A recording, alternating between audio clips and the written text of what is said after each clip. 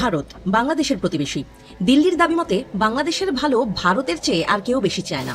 ভারতের পররাষ্ট্রমন্ত্রী এস জয়শঙ্কর যখন এই কথা বলেছিলেন, তখন আবেগ নয়, বাংলাদেশে একটা হাসির খিলখিল ও হো হো রব উঠেছিল।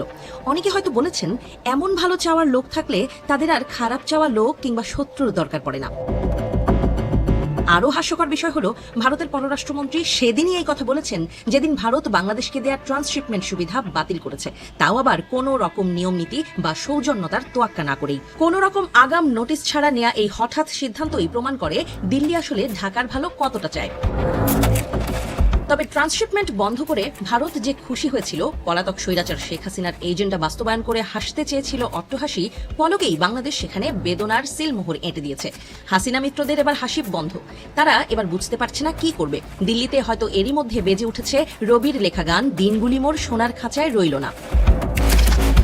ট্রান্সশিপমেন্টের জবাব বাংলাদেশ ট্রানজিটেও দিতে পারে। তবে আসল সিনেমার আগেই মোদির গলাধরদের ট্রেলার দেখিয়ে দিয়েছে ডক্টর মোহাম্মদ ইউনূসের নেতৃত্বাধীন অন্তর্বর্তী সরকার। আর তাতেই ভারতের অজ্ঞান হওয়ার দশা। অন্যকে গাড্ডায় ফেলতে গিয়ে গভীর গিরিখাতে পড়ে দিল্লি এখন আকুপাকু করছে।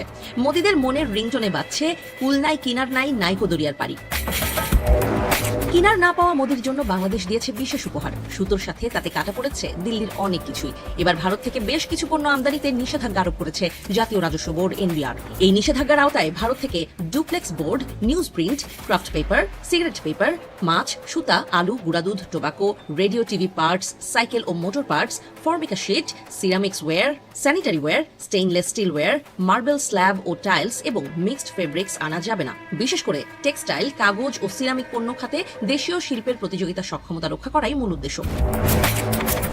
বাংলাদেশের এমন সিদ্ধান্তে বাংলাদেশকে বিপাকে ফেলতে সিদ্ধ হস্ত ভারতেরই গলায় ফাঁস পড়েছে। দেশটির সংশ্লিষ্ট শিল্পগুলোতে বড় ধস নামার শঙ্কা দেখা দিয়েছে। মোদী প্রশাসনের এসব সিদ্ধান্তে ভারতের অন্দরমহলেও তৈরি হচ্ছে হাসিনা ও মোদী বিরোধী জনরোষ।